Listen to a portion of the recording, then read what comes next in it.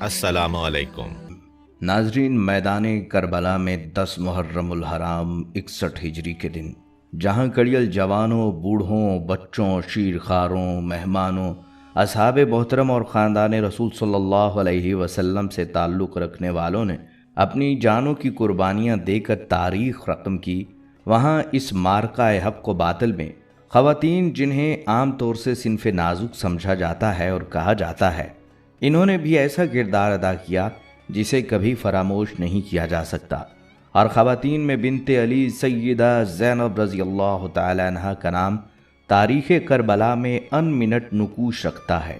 हज़रत इमाम हुसैन रज़ी अल्लाह तआला अन्हो से बेहद मोहब्बत रखने वाली सैयदा ज़ैनब रज़ी अल्लाह तआला अन्हा ने करबला की दास्तान का वो बाब रकम किया जिसे इमाम हुसैन रज़ी अल्लाह तआला अन्हो ने अधूरा छोड़ा था। इमाम हुसैन रज़ी अल्लाह तआला अन्हु की शहादत के बाद वक्त बहुत सख्त था जब आपका किरदार शुरू हुआ। आज की वीडियो में हम तज़किरा करेंगे खातून करबला सैयदा ज़ैनब बिन्त अली रज़ी अल्लाह तआला अन्हा की सीरत व किरदार का। आपने मैदान करबला में क्या किरदार अदा फरमाया और यज़ीद के दरबार में आप रज़ी अल्लाह तआला अन्हा का क्या शानदार खुतबा था और किस तरह अपने भाई के मिशन का प्रचार फरमाया। नाजरीन, ये बात तारीख़ के वर्क पर लिखी वाज़ेह दिखाई देती है कि दीन इस्लाम की बका इमाम हुसैन रज़ी अल्लाह तआला अन्हु और उनकी असहाब की शहादत से नसीब हुई, और इस मकसद की तकमील सैयदा ज़ैनब रज़ी अल्लाह तआला अन्हा की असीरी और कूफा और शाम की राहों और दरबारों में बलीग़ खुतबात देने से मुमकिन हुई। इमाम हुसैन रज़ी अल्लाह तआला अन्हु के अहदाफ को मुख्तलिफ मकाम पर, ख़ास तौर पर दरबार यज़ीद में जब शहदाए करबला के कटे सरों के साथ महफिल तरबो सुरूर सजाई गई थी और इस्लामी मुल्कों के नुमाइंदों को दावत दी गई थी, उनके दरमियान ज़मीर को जगा देने वाले बेनज़ीर खुतबात के ज़रिए बयान करना और बनी उमैया की हुकूमत और उसके अफकार को ज़माना भर के सामने रुसवा कर देना, यकीनन ये दलेरी और शुजात फ़कत और फ़कत अकीला बनी हाशिम हज़रत ज़ैनब बिन्त अली के हिस्से में आई। नाजरीन, रवायात बताती हैं कि सैयदा ज़ैनब रज़ी अल्लाह तआला अन्हा को बचपन ही से इमाम हुसैन रज़ी अल्लाह तआला अन्हो से इतनी मोहब्बत और उल्फत थी कि एक रात भी भाई के बग़ैर सुकून नहीं मिलता था, जिसकी दलील हज़रत अली रज़ी अल्लाह तआला अन्हो का अब्दुल्ला बिन जाफ़र से शादी की पेशकश पर 2 शर्तों का रखना है। इन शर्तों को तारीख़ की कुतब में इस तरह जिक्र किया गया है। पहला, मेरी बेटी ज़ैनब हुसैन रज़ी अल्लाह तआला अन्हु से बहुत मोहब्बत रखती है, लिहाजा मैं इस शर्त पर तुम्हारे अक़द में दूंगा कि तुम इसे 24 घंटे में एक बार ज़रूर हुसैन से मुलाकात की इजाज़त दोगे, चूँकि ज़ैनब हुसैन रज़ी अल्लाह तआला अन्हु को देखे बिना एक दिन भी नहीं रह सकती। नंबर 2, जब भी इमाम हुसैन सफ़र करें और ज़ैनब रज़ी अल्लाह तआला अन्हा को साथ ले जाना चाहें, तुम ज़ैनब को नहीं रोकोगे और हुसैन रज़ी अल्लाह तआला अन्हु के साथ जाने की इजाज़त दोगे। नाज़रीन, बहन भाइयों का इस कदर प्यार और मोहब्बत, और आशूर का दिन भाई की लाश सामने रखी है और सैयदा ज़ैनब का इम्तिहान और आजमाइश शुरू हो गया। कितना हौसला चाहिए इस इम्तिहान से गुजरने के लिए। अगर यहाँ सैयदा हिम्मत हार जाती तो करबला के लक़दक सहरा में लिखी गई दास्तान शुजात का इल्म किसी को भी ना होता। यकीनन इमाम हुसैन रज़ी अल्लाह तआला अन्हु और उनके जानिसार साथियों की बेमिसाल कुर्बानियाँ रायगां चली जाती। दीन की शक्ल न जाने कैसी होती, और जो भी होती वो मोहम्मद सल्लल्लाहु अलैहि वसल्लम का लाया हुआ दीन हरगिज़ ना होता। नाज़रीन, तारीख़ गवाह है कि सैयदा ज़ैनब रज़ी अल्लाह तआला अन्हा ने इस मौके पर सबसे पहले मखदूरात, असमत व तहारत, पाक बीबियों और शहदा की बेवगान और बच्चों की हिम्मत नहीं टूटने दी, उनके हौसले बुलंद रखे और उन्हें जलते ख़याम और यजीदियों की लूट मार से बचाया। इस मौके पर सबसे अहम तरीन काम इमाम ज़ैनुल आबिदीन, जो हालत बीमारी में ख़ैमे में मौजूद थे, उनको शिमर के मज़ालिम से बचाया और शिमर के सामने डट गईं और ये कहा कि तुम्हें मेरी लाश से गुजर कर जाना होगा। इस तरह जलते ख़याम से इमाम ज़ैनुल आबिदीन को उठा लाईं और इमामत के चराग को बुझने नहीं दिया। तकवा और दीनदारी की हालत ये थी कि इतने सख्त हालात में भी अपनी नमाज शब को नहीं भूली और हालत असीरी में भी हाथ बंधे हुए थे। ऊँटों पर सवार थीं तो नमाज की अदायगी तर्क न की। इस तरह सब पर अहमियत नमाज भी वाज़ेह कर दी اور یہ بھی ثابت کر دیا کہ جنہیں باغی قرار دے کر شہید کیا گیا وہ اسلام کے اصل وارث تھے۔ ناظرین، اسی طرح سے بازاروں اور درباروں میں دیے گئے سیدہ زینب رضی اللہ تعالیٰ عنہ کے خطبات بھی تاریخ کے سنہرے ابواب ہیں۔ ان خطبات نے ہی اس صورتحال کو تبدیل کر دیا جو یزیدیوں نے اپنے حق میں بنائی تھی۔ یہ خطبات کیا تھے؟ ان پر غور کرنے کی ضرورت ہے۔ ہم سیدہ زینب رضی اللہ تعالیٰ عنہ کے مکمل خطبات بھی آگے چل کر بیان کریں گے، البتہ یہاں پر حضرت زینب رضی اللہ تعالیٰ عنہ کے خطبات سے چند اقتباسات مثال کے طور پر پیش کرتے ہیں۔ روایات بتاتی ہیں کہ حضرت زینب رضی اللہ تعالیٰ عنہ عبید اللہ بن زیاد کے دربار میں یوں گویا ہوئیں: خدا کا شکر ہے کہ اس نے رسول اللہ کے ذریعے ہمیں عزت بخشی اور گناہوں سے دور رکھا۔ رسوا تو صرف فاسق ہوتے ہیں، جھوٹ تو صرف تجھ جیسے یعنی ابن زیاد کو منہ توڑ جواب دیتے ہوئے اپنی دلیری کا یوں مظاہرہ کیا، بدکار بولتے ہیں، الحمدللہ کہ ہم بدکار نہیں ہیں۔ اسی طرح بازار کوفہ میں کوفیوں سے خطاب کرتے ہوئے فرمایا، اے مکار، غدار، خائن کوفیوں، خدا کبھی تمہارے آنسوؤں کو خشک نہ کرے۔ تمہاری قسمت میں سوئے خدا کی ناراضی اور عذاب دوزخ کے سوا کچھ نہیں۔ رو اور خوب رو، چونکہ تمہارے نصیب میں صرف رونا ہی لکھا ہے۔ ذلت و خواری تمہارا مقدر بن چکی ہے۔ تم نے ایک کام ہی ایسا کیا ہے کہ قریب ہے آسمان زمین پر آ جائے، زمین پھٹ جائے، پہاڑ ٹکڑے ٹکڑے ہو جائیں۔ اگر خدا کا عذاب ابھی تم پر نہیں آیا، اس کا یہ مطلب نہیں کہ تم محفوظ ہو۔ خدا عذاب کو ہمیشہ فوراً نہیں بھیجتا، لیکن ایسا بھی نہیں کہ مظلوموں کو انصاف نہ دلائے۔ مورخین نے لکھا ہے کہ سیدہ زینب رضی اللہ تعالیٰ عنہ کی فصاحت و بلاغت اور لب و لہجہ کا حال یہ تھا کہ ہر کوفی حیران تھا کہ علی دوبارہ آ گئے ہیں۔ باپ اور بیٹی کے درمیان ایسی فکری اور لسانی شباہت تاریخ پیش کرنے سے قاصر ہے۔ ناظرین، حضرت زینب رضی اللہ تعالیٰ عنہ کے یزید کے دربار میں دیے گئے خطبے کا اقتباس ملاحظہ فرمائیں۔ خدا نے سچ فرمایا کہ جن لوگوں نے برے اور گھناؤنے کام کیے ان کی سزا ان لوگوں جیسی ہے جنہوں نے الہی آیات کی تکذیب کی اور اس کا مذاق اڑایا۔ اے یزید، کیا تو الہی فرمان کو بھول گیا کہ خدا نے فرمایا کافر خوش فہمی میں مبتلا نہ ہو جائیں؟ اگر ہم نے مہلت دے دی تو اس کا مطلب یہ ہوا کہ ہم ان کی بھلائی چاہتے ہیں؟ نہیں، ہرگز ایسا نہیں، بلکہ ہم نے انہیں مہلت دی ہے تاکہ زیادہ سے زیادہ گناہ کر سکیں اور آخرکار سخت ترین عذاب میں گرفتار ہوں اور ان کی بخشش کا کوئی راستہ نہ رہ جائے۔ اے اس آدمی کے بیٹے جسے میرے جد یعنی پیغمبر صلی اللہ علیہ وسلم نے اسیر کرنے کے بعد آزاد کر دیا، کیا یہی عدل و انصاف ہے کہ تو اپنی عورتوں اور کنیزوں کو پس پردہ بٹھائے اور رسول خدا صلی اللہ علیہ وسلم کی بیٹیوں کو اسیر کر کے در بدر پھرائے؟ اے یزید، تو نے ابھی اپنے آباء و اجداد کو یاد کیا، چونکہ ہمارے نوجوانوں کو شہید کر دیا۔ گھبراؤ نہیں، تم بھی جلد انہی کے پاس پہنچنے والے ہو، اور پھر تمنا کرو گے اے کاش تمہاری زبان گونگی ہو گئی ہوتی اور اہل بیت کو برا بھلا نہ کہتے، اے کاش تمہارا ہاتھ شل ہو گیا ہوتا۔ جو لوگ راہ خدا میں قتل کر دیے گئے ہیں انہیں ہرگز مردہ نہ سمجھنا، بلکہ وہ زندہ ہیں اور اللہ کی طرف سے رزق پاتے ہیں۔ یزید، تیری حیثیت میری نگاہ میں نہایت پست و حقیر ہے اور میں بے پناہ تیری ملامت کرتی ہوں اور تجھے بہت ذلیل اور خوار سمجھتی ہوں۔ یزید، تمہیں ہرگز یہ گمان نہ ہو کہ تمہاری حشمت و جلالت اور حکومت سے میں مرعوب ہو جاؤں گی۔ کتنی عجیب بات ہے کہ لشکر خدا لشکر شیطان کے ہاتھوں تہے تیغ کر دیا جائے اور ہمارے خون سے اپنے ہاتھوں کو رنگین کر لے۔ خدا اپنے بندوں پر ظلم روا نہیں کرتا، ہم تو بس اسی سے شکوہ کرتے ہیں اور اسی پر اعتماد کرتے ہیں۔ لہٰذا جو فریب اور ہیلا چاہے کر لے اور جتنی طاقت ہے آزما لے اور کوشش کر کے دیکھ لے، خدا کی قسم ہمیں اور ہماری یادوں کو مومنین کے دلوں سے نہ مٹا سکے گا اور ہمارے گھر میں نزول وحی کو کبھی جھٹلا نہ سکے گا۔ خدا کا شکر ہے کہ اس نے ہمارے بزرگوں کو سعادت اور مغفرت کے ساتھ اس دنیا سے اٹھایا اور ان کے بعد والوں کو مقام شہادت پر فائز کیا۔ ناظرین، روایات بتاتی ہیں کہ سیدہ کے ان خطبات نے انقلاب کا اعلان کر دیا، خصوصی طور پر جب آپ نے یزید کے دربار میں اسے آئینہ دکھایا، اس حال میں کہ آپ اسیر تھیں۔ آپ کے بھائی کا سر مبارک آپ کے سامنے تھال میں رکھا تھا اور وہ نواسہ رسول کے دندان مبارک پر چھڑی مار کر توہین کر رہا تھا۔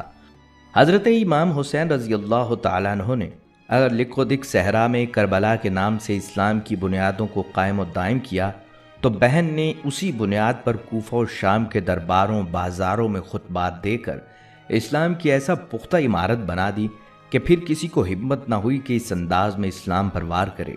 امام حسین رضی اللہ تعالیٰ عنہ نے اگر شہر کربلا کو آباد کیا، امام حسین رضی اللہ تعالیٰ عنہ نے اگر کربلا کے گمنام گوشہ و صحرا میں عالم انسانیت کے لیے اپنا لہو بہایا، تو ان کی شریکہ و سوگوار بہن نے ان خون کے قطروں کی سرخیوں کو کربلا سے کوفہ، کوفہ سے دمشق تک پہنچایا۔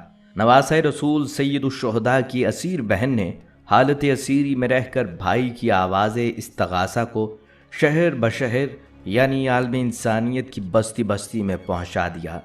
سیدہ زینب رضی اللہ تعالیٰ عنہ کی تبلیغ کا اثر کوفہ و شام کے ان چلتے پھرتے لاشوں اور مردہ ضمیر انسانوں پر ضرور ہوا۔ انہی میں بعد میں اذہان توحید پیدا ہوئے اور انتقام کا نعرہ لگاتے ہوئے اس وقت کی حکومت کے مقابلہ میں سامنے آ گئے۔ ناظرین، سیدہ زینب رضی اللہ تعالیٰ عنہ کی یہ سیرت اور آپ رضی اللہ تعالیٰ عنہ کا یہ کردار ہماری خواتین کے لیے مشعل راہ ہے۔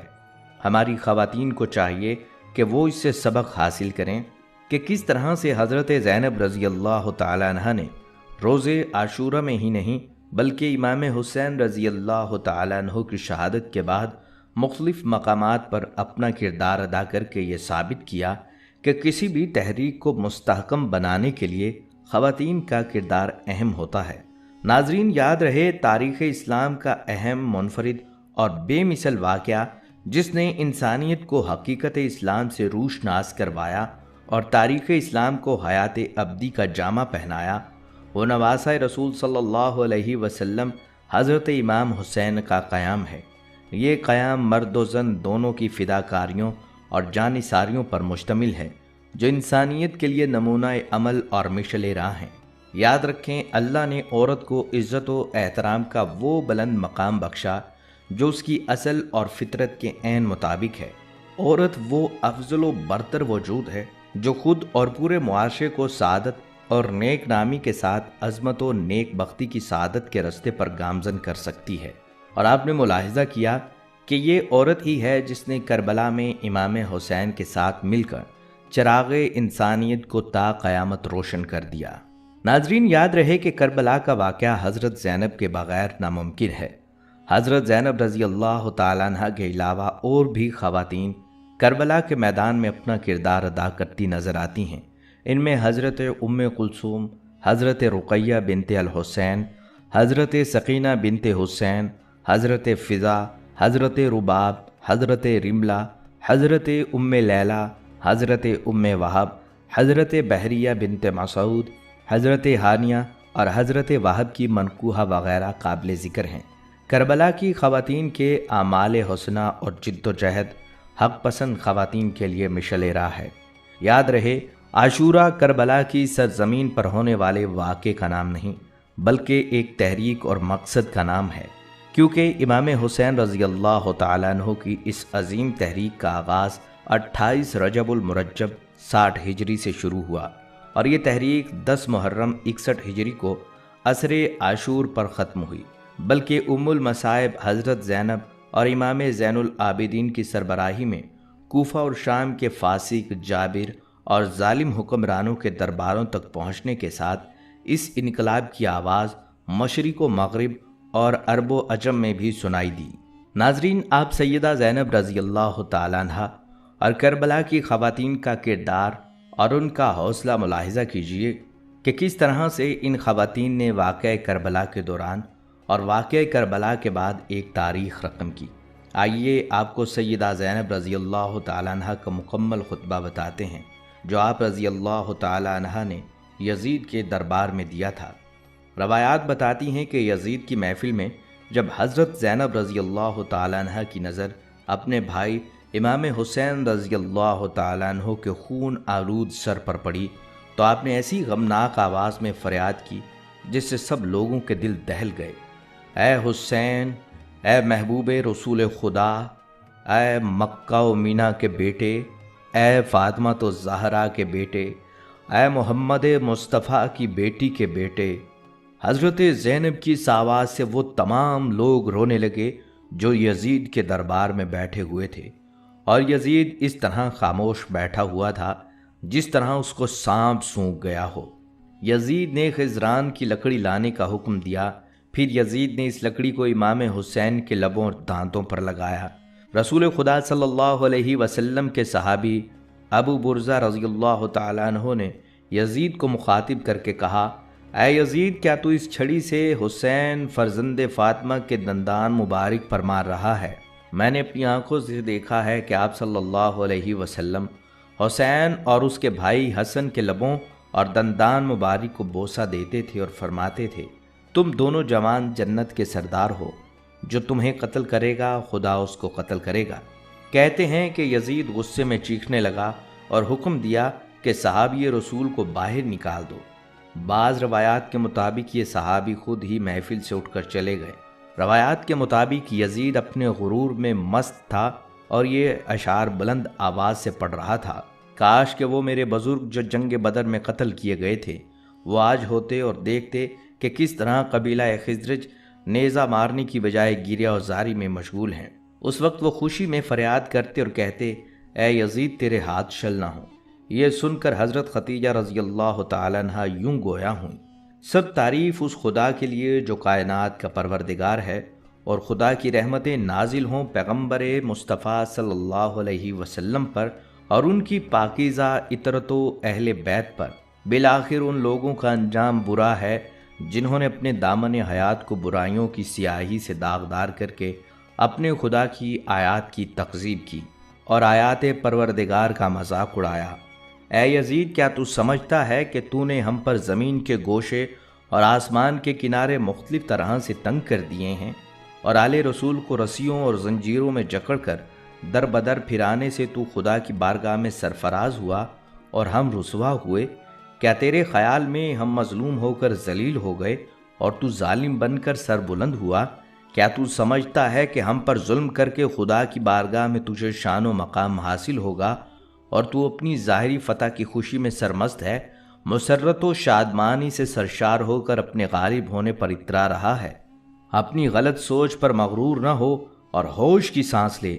کیا تو نے خدا کا یہ فرمان بھلا دیا کہ حق کا انکار کرنے والے یہ خیال نہ کریں کہ ہم نے انہیں جو مہلت دی ہے وہ ان کے لیے بہتر ہے، پھر ہم نے انہیں اس لیے ڈھیل دے رکھی ہے کہ جی بھر کر اپنے گناہوں میں اضافہ کر لیں، اور ان کے لیے خوفناک عذاب معین کیا جا چکا ہے۔ اے یزید، کیا تجھے شرم نہیں آتی کہ تو اتنے بڑے جرم کا ارتکاب کرنے اور اتنے بڑے گناہ کو انجام دینے کے باوجود فخر و مباحات کرتا ہوا یہ کہہ رہا ہے کہ آج اگر میرے اجداد موجود ہوتے تو ان کے دل باغ باغ ہو جاتے، اور مجھے دعائیں دیتے ہوئے کہتے کہ اے یزید، تیرے ہاتھ شل نہ ہوں؟ اے یزید، کیا تجھے حیا نہیں آتی کہ تو نے جوانان جنت کے سردار حسین ابن علی کے دندان مبارک پر چھڑی مار کر ان کی بے ادبی کی ہے؟ اے یزید، تو خوش نہ ہو اور فخر و مباحات کے قصیدے نہ پڑھ، کیونکہ تو نے اپنے ظلم کے ذریعے فرزندان رسول خدا اور عبد المطلب کے خاندانی ستاروں کا خون بہا کر ہمارے دلوں کے زخموں کو گہرا کر دیا اور شجرہ طیبہ کی جڑیں کاٹنے کے گھناؤنے جرم کا مرتکب ہوا ہے۔ تو نے اولاد رسول کے خون میں اپنے ہاتھ رنگین کیے ہیں۔ تو نے عبد المطلب کے خاندان کے ان نوجوانوں کو تہہ تیغ کیا ہے جن کی عظمت و کردار کے درخشندہ ستارے زمین کے گوشے گوشے کو منور کیے ہوئے ہیں۔ آج تو نے آل رسول صلی اللہ علیہ وسلم کو قتل کر کے اپنے اسلاف کو پکار کر انہیں اپنی فتح کے گیت سنانے ہیں۔ تو سمجھتا ہے کہ وہ تیری آواز سن رہے ہیں؟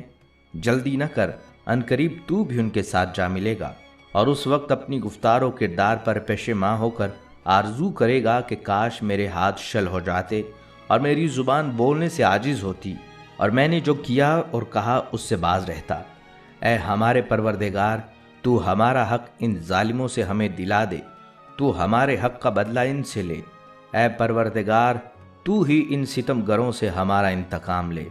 اے خدا، تو ہی ان پر اپنا غضب نازل فرما، جس نے ہمارے عزیزوں کو خون میں نہلایا اور ہمارے مددگاروں کو تہہ تیگ کر دیا۔ اے یزید، خدا کی قسم تو نے جو ظلم کیا ہے یہ اپنے ساتھ ظلم کیا ہے۔ تو نے کسی کا نہیں بلکہ اپنا ہی گوشت کاٹا ہے۔ تو رسول خدا کے سامنے ایک مجرم کی صورت میں لایا جائے گا، اور تجھ سے تیرے اس گھناؤنے جرم کی باز پرس ہوگی کہ تو نے اولاد رسول کا ناحق خون کیوں بہایا اور رسول زادیوں کو کیوں در بدر پھرایا، نیز رسول کے جگر پاروں کے ساتھ ظلم کیوں روا رکھا۔ اے یزید، یاد رکھ کہ خدا آل رسول کا تجھ سے انتقام لے کر ان مظلوموں کا حق انہیں دلائے گا اور انہیں امن و سکون کی نعمت سے مالا مال کر دے گا۔ خدا کا فرمان ہے کہ تم گمان نہ کرو کہ جو لوگ راہ خدا میں مارے گئے وہ مر چکے ہیں، بلکہ وہ ہمیشہ کی زندگی پا گئے اور بارگاہ الہی سے روزی پا رہے ہیں۔ اے یزید، یاد رکھ کہ تو نے جو ظلم آل محمد پر ڈھائے ہیں ان پر رسول خدا عدالت الہی میں تیرے خلاف شکایت کریں گے اور جبرائیل امین آل رسول کی گواہی دیں گے۔ پھر خدا اپنے عدل و انصاف کے ذریعے تجھے سخت عذاب میں مبتلا کر دے گا، اور یہی بات تیرے برے انجام کے لیے کافی ہے۔ ان قریب وہ لوگ بھی اپنے انجام کو پہنچ جائیں گے جنہوں نے تیرے لیے ظلم و استبداد کی بنیادیں مضبوط کیں اور تیری آمرانہ سلطنت کی بساط بچھا کر تجھے اہل اسلام پر مسلط کر دیا۔ ان لوگوں کو بہت جلد معلوم ہو جائے گا کہ ستم گروں کا انجام برا ہوتا ہے اور کس کے ساتھی ناتوانی کا شکار ہیں۔ اے یزید، یہ گردش ایام اور حوادث روزگار کا اثر ہے کہ مجھے تجھ جیسے بدنہاد برے انسان سے ہم کلام ہونا پڑا، اور میں تجھ جیسے ظالم و ستم گر سے گفتگو کر رہی ہوں۔ لیکن یاد رکھ، میری نظر میں تو ایک نہایت پست آدمی ہے جس سے کلام کرنا بھی شریفوں کی توہین ہے۔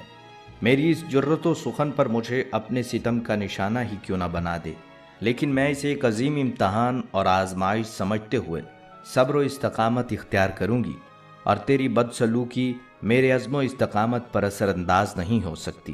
آج اگر تو ہماری مظلومیت پر خوش ہو رہا ہے اور اسے اپنے دل کی تسکین کا باعث سمجھ رہا ہے، تو یاد رکھ کہ جب قیامت کے دن اپنی بدکرداری کی سزا پائے گا تو اس کو برداشت کرنا تیرے بس سے باہر ہوگا۔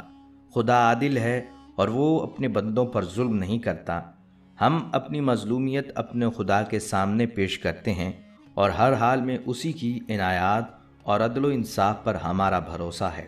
اے یزید، تو چاہے جتنا مکر و فریب کر لے اور بھرپور کوشش کر کے دیکھ لے، مگر تجھے معلوم ہونا چاہیے کہ تو نہ تو ہماری یاد لوگوں کے دلوں سے مٹا سکتا ہے اور نہ ہی وحی الہی کے پاکیزہ آثار محو کر سکتا ہے۔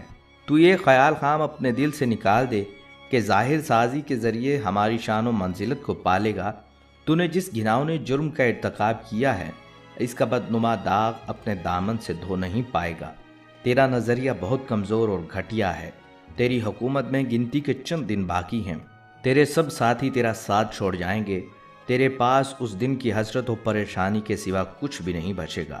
ہم خدائے قدوس کی بارگاہ میں سپاس گزار ہیں کہ ہمارے خاندان کے پہلے فرد حضرت محمد مصطفیٰ صلی اللہ علیہ وسلم کو سعادت و مغفرت سے بہرہ مند فرما اور امام حسین کی شہادت و رحمت کو نعمتوں سے نواز۔ ہم بارگاہ عزتی میں دعا کرتے ہیں کہ وہ ہمارے شہیدوں کے ثواب اور اجر میں اضافہ و تکمیل فرمائے اور ہم باقی سب افراد کو اپنی عنایتوں سے نوازے۔ بے شک خدا ہی رحم کرنے والا ہے اور حقیقی معنوں میں مہربان ہے۔ خدا کی عنایتوں کے سوا ہمیں کچھ مطلوب نہیں اور ہمیں صرف اور صرف اسی کی ذات پر بھروسہ ہے، اس لیے کہ اس سے بہتر کوئی سہارا نہیں۔ ناظرین، یہ تھا وہ خطبہ جو سیدہ زینب رضی اللہ تعالی عنہا نے یزید کے دربار میں دیا۔ یاد رہے کہ مختلف روایات میں اس خطبہ کے الفاظ مختلف نقل کیے گئے ہیں، البتہ یہ بات تو واضح ہے کہ سیدہ زینب رضی اللہ تعالی عنہا نے یزید کے دربار میں بھی اس کے علاوہ کئی مقامات پر خطبات فرمائے۔ ان خطبات نے تاریخ میں جو بھی نقوش چھوڑے ہیں ان کا انکار نہیں کیا جا سکتا۔ پہلے بھی ذکر ہو چکا ہے کہ ان خطبات نے واقعہ کربلا کی تکمیل کی اور حضرت امام حسین رضی اللہ تعالیٰ عنہ کے موقف کا پرچار کیا۔ اللہ تعالیٰ سے دعا ہے کہ اللہ تعالیٰ سیدہ زینب رضی اللہ تعالیٰ عنہ اور تمام اہل بیت کے درجات کو بلند فرمائے۔